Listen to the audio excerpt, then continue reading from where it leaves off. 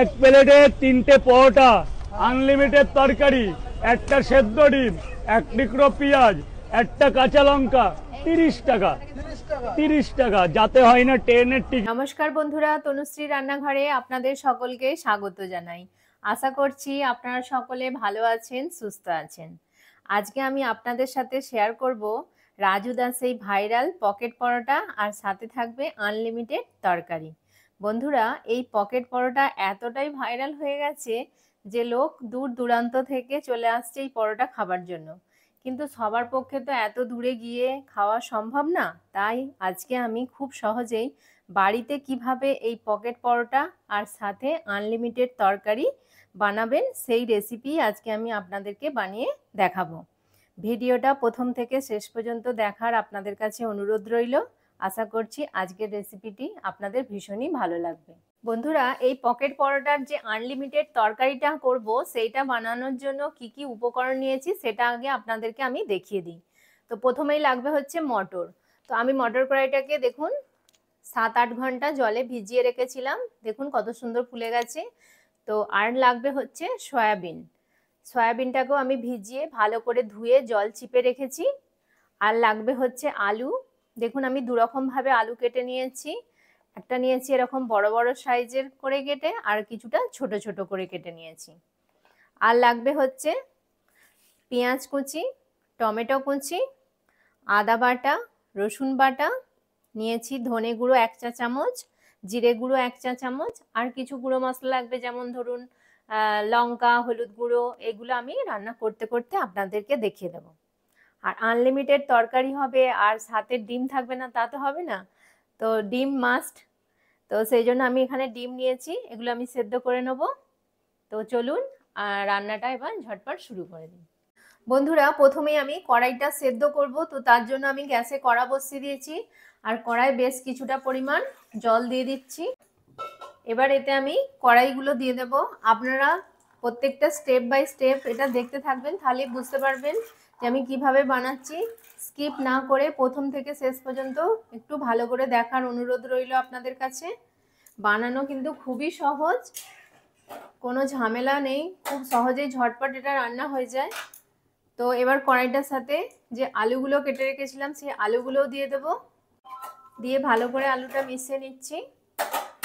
এবার এতে দিয়ে দেব স্বাদ অনুযায়ী লবণ দিয়ে দেবো।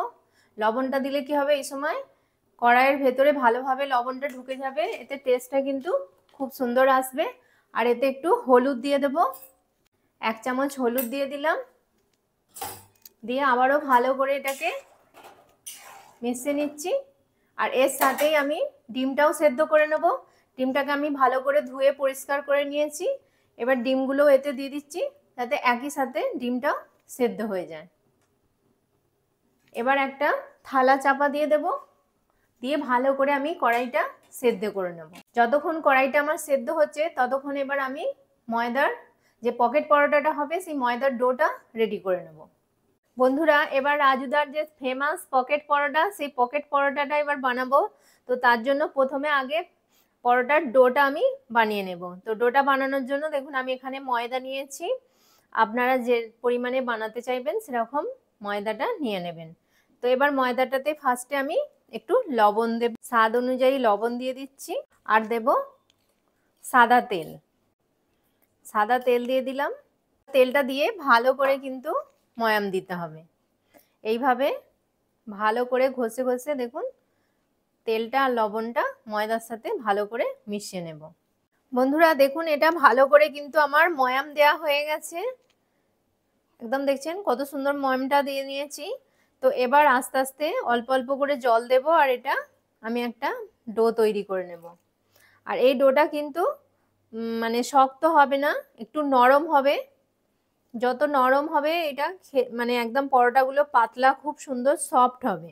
এমন আমরা যেমন নর্মাল যেমন পরোটার ডোটা তৈরি করি তার থেকে কিন্তু এটা পাতলা তৈরি করতে হবে। এইভাবে আমি অল্প অল্প জল দিয়ে ময়দাটা ভালো করে মেখে নেব। বন্ধুরা দেখুন আমার ময়দার ডোটা একদম রেডি হয়ে গেছে। দেখে অবশ্য বুঝতে পারছেন যে কিরকম হয়েছে। দেখুন একদম পাতলা করে এটা কিন্তু আমি মেখেছি। এরকম পাতলা করেই কিন্তু মাখতে হবে। তো এবার এটাকে আমি অল্প একটু তেল লাগিয়ে নেব, যাতে ওপরটা শক্ত না হয়ে যায়। এভাবে তেল লাগিয়ে আমি এটাকে 30 মিনিট রেস্টে রাখবো। অবশ্যই কিন্তু এটাকে 30 মিনিট রেস্টে রাখতে হবে। তেলটা চতুর্দিকে ভালো করে আমি লাগিয়ে নিয়েছি। এবার একটা সুতির কাপড় নিয়েছি। এই সুতির কাপড়টাকে জলে ভিজিয়ে ভালো করে কিন্তু জলটা নিগড়ে নিয়েছি। এবার এই সুতির কাপড়টা ঢাকা দিয়ে আমি 30 মিনিট এটাকে রেখে দেব। যতক্ষণ এটা 30 মিনিট রেস্ট হবে ততক্ষণ আমি আনলিমিটেড তরকারিটা বানিয়ে নেব। বন্ধুরা, এবার আমি কড়াইটা খুলে দেখাচ্ছি আপনাদেরকে। কড়াইটা কিন্তু ভালোভাবে সেদ্ধ হয়ে গেছে। তো এবার আমি ঢাকাটা খুলে নিলাম। দেখুন কড়াইটা, আলুটা ভালোভাবে সেদ্ধ হয়ে গেছে। প্রথমে আমি ডিমগুলো আগে তুলে নেব, আলাদা করে তুলে নিচ্ছি। নিয়ে এবার কড়াইটা আমি একটা ঝাঁঝরির মধ্যে ঢেলে জলটা ঝাড়িয়ে নেব। বন্ধুরা, এবার আমি তরকারিটা বানানো শুরু করব। তো প্রথমে আমি সয়াবিনটা ভেজে নেব। তো তার জন্য আমি কড়া বসিয়ে দিয়েছি। কড়াটা ভালোভাবে গরম হয়ে গেছে। এবার এতে আমি কিছুটা সর্ষের তেল দিয়ে দিচ্ছি। এই 3 চামচ মতো সর্ষের তেল দিয়ে দিলাম। তেলটাকে ভালো করে গরম করে নেব, নিয়ে তারপর সয়াবিনগুলো ভাজবো। রাজুদার যে এই আনলিমিটেড তরকারিটা হয়, এতে কিন্তু অনেক কিছু দেয়া থাকে, আর তার জন্যই কিন্তু এই তরকারিটা খেতে ভীষণ ভালো লাগে। তো আপনারাও ঠিক এইভাবে বানাবেন, বানিয়ে খাবেন, দেখবেন খুবই সুন্দর লাগবে। তো প্রথমে আমি সয়াবিনগুলো ভাজবো।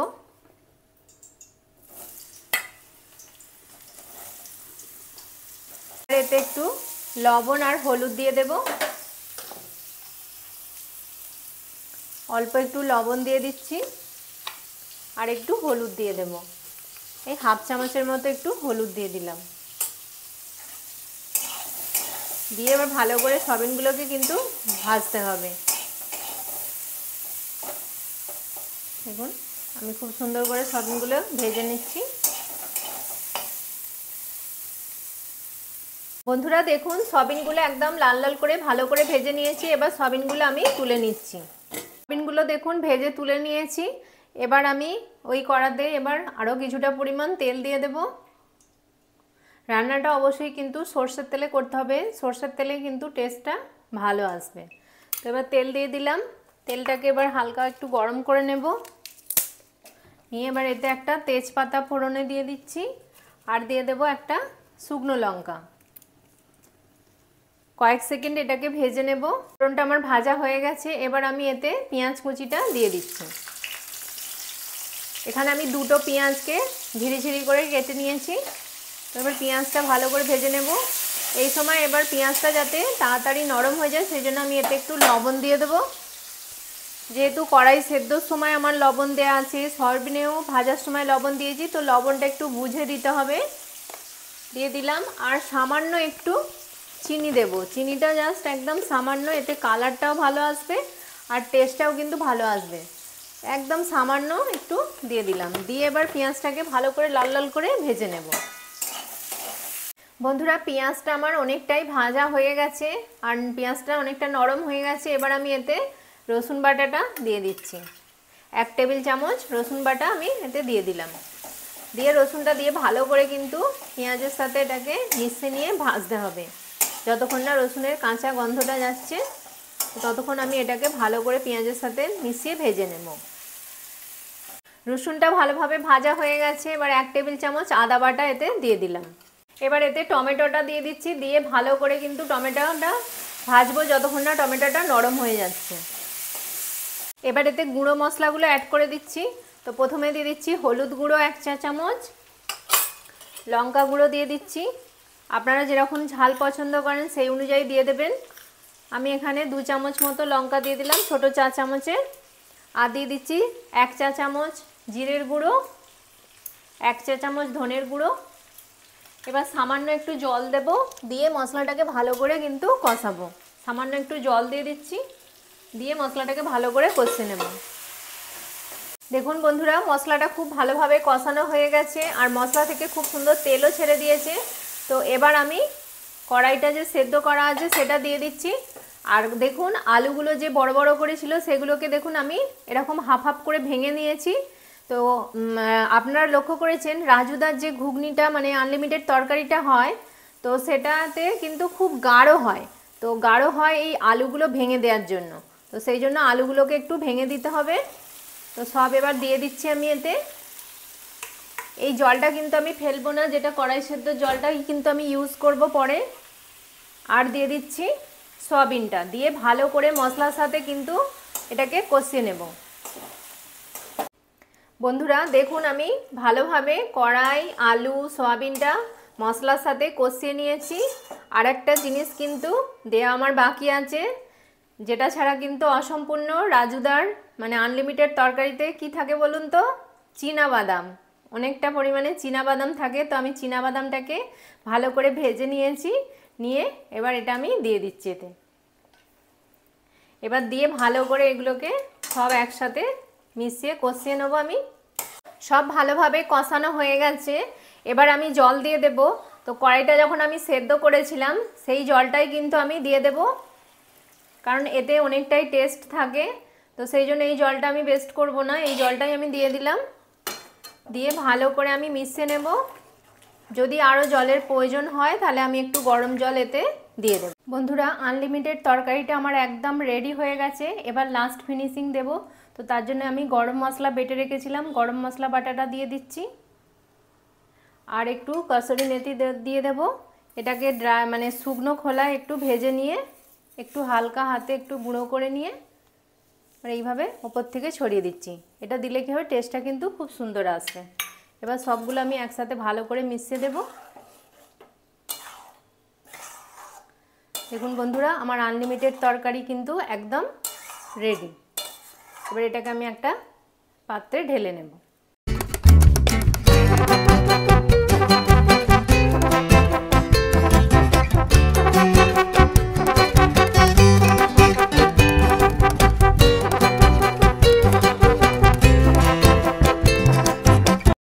বন্ধুরা দেখুন আমি একটা পাত্রে ঢেলে নিয়েছি, আনলিমিটেড তরকারিটা একদম আমার রেডি হয়ে গেছে। তো এবার আমি পরোটাগুলো বানিয়ে নেব। দেখুন এবার আমি কাপড়টা তুলে নিচ্ছি। দেখুন কতটা সুন্দর নরম হয়ে আছে। তো আরেকটু আমি এটাকে মেখে নেব। ভালো করে ময়দার ডোটা আমি ভালো করে মেখে নিয়েছি। তো এবার এ থেকে আমি লেচি কেটে নেব।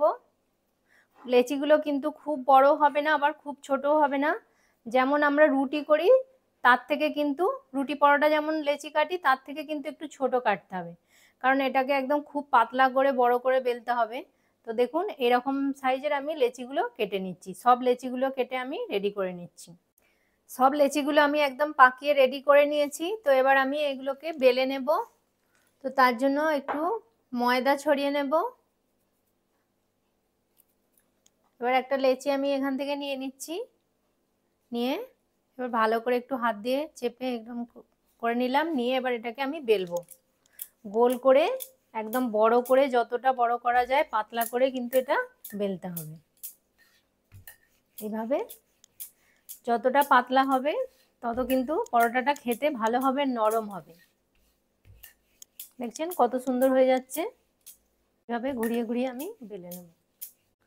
দেখুন গোল করে আমার পুরো এটা পরোটাটা বেলা হয়ে গেছে। এবার আমি এটাকে ভেজে নেব। তার জন্য এবার আমি গ্যাসের কাছে যাব।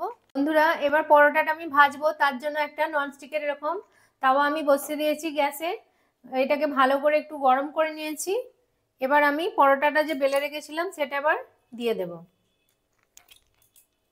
খুব সাবধানে আস্তে আস্তে দিতে হবে, যেহেতু খুবই পাতলা। দেখুন এইভাবে দিয়ে দিলাম। দিয়ে এবার আঁচটাকে আমি মিডিয়ামে রাখবো, রেখে আমি দু পিসটা ভালো করে সেঁকে নেব। দেখুন এক পিঠটা আমার মোটামুটি হয়ে গেছে। এবার আমি উল্টে দিচ্ছি।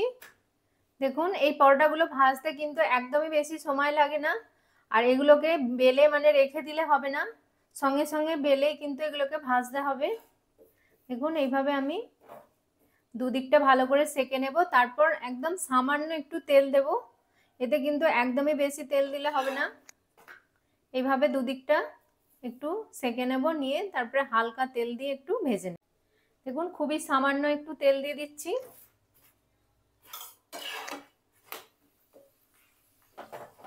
এইভাবে সামান্য তেল দিয়ে দিকটা চেপে চেপে একটু ভেজে নেব। দেখুন বন্ধুরা, আমার একটা পরোটা ভালোভাবে ভাজা হয়ে গেছে। আর কত সুন্দর হয়েছে দেখুন, একদম সামান্য একটুখানি তেলে কিন্তু ভাজা হয়ে গেছে। তো এভাবে আমি সব পরোটাগুলো ভেজে নেব এক এক করে।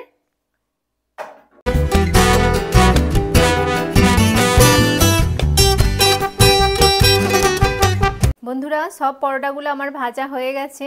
তো এবার আপনাদেরকে আমি দেখাচ্ছি যে পরোটাগুলো কতটা সুন্দর হয়েছে। দেখুন, একদম যেমন পাতলা আর তেমন কিন্তু নরম হয়েছে। আমি আপনাদেরকে দেখাচ্ছি, এটা দেখুন পুরো মুঠোর মধ্যে চলে আসছে, একদম যেমন পকেট পরোটা বলে যে ঠিক কথাই একদম। দেখছেন পুরো গুটিয়ে একদম ছোট হয়ে যাচ্ছে, আবার খুলে দিলে কিন্তু আবার অ্যাজ ইট ইজ যেমন পরোটা তেমন কিন্তু হয়ে যাচ্ছে। দেখুন কত সুন্দর, একদম অল্প তেলে কত সুন্দর হয়েছে পরোটাগুলো। তো এবার আমি পরোটাগুলো একটু প্লেটিং করে নেব। তো দেখুন রাজুদা যেভাবে সাজায় আমিও কিন্তু ঠিক সেইভাবেই সাজিয়ে দিচ্ছি। 3টে পরোটা, আনলিমিটেড তরকারি দিয়ে দিচ্ছি, সাথে দিয়ে দিচ্ছি একটা ডিম সেদ্ধ, আর দিয়ে দিচ্ছি একটা পেঁয়াজ মানে একদম আপেল, আর একটা কাঁচা লঙ্কা। দেখুন তো রাজুদার মতো লাগছে কি না, একদম ডিটো রাজুদার মতো বানাবার চেষ্টা করেছি, কিন্তু টেস্ট কিন্তু এর অপূর্ব হয়েছে, খেতে দারুণ হয়েছে। তো আপনারাও একবার এইভাবে বানাবেন, কারণ রাজুদার কাছে তো সবসময় গিয়ে খাওয়া সম্ভব না। তো যখনই আপনাদের খেতে ইচ্ছা করবে বাড়িতে একবার এইভাবে বানিয়ে দেখবেন, খেতে কিন্তু দুর্দান্ত লাগে। সকালবেলার ব্রেকফাস্ট একদম জমে যাবে। তো আশা করছি আপনাদেরও আমার এই রেসিপিটি ভীষণ ভালো লেগেছে। আর যদি ভালো লেগে থাকে তাহলে লাইক করবেন, কমেন্ট করবেন, আর তনুশ্রী রান্নাঘর চ্যানেলটিকে অবশ্যই সাবস্ক্রাইব করে দেবেন। পাশে থাকা বেল আইকনটি প্রেস করে দেবেন, যাতে সহজেই আমার নতুন নতুন রান্নার ভিডিওর নোটিফিকেশান আপনারা খুব সহজেই পেয়ে যান। আর আপনার বন্ধুবান্ধবদের মধ্যে প্লিজ এটা শেয়ার করে দেবেন। ততক্ষণ আপনারা ভালো থাকবেন, সুস্থ থাকবেন। আপনাদের সাথে দেখা হবে আবার একটি নতুন রান্নার ভিডিওতে। নমস্কার, টাটা।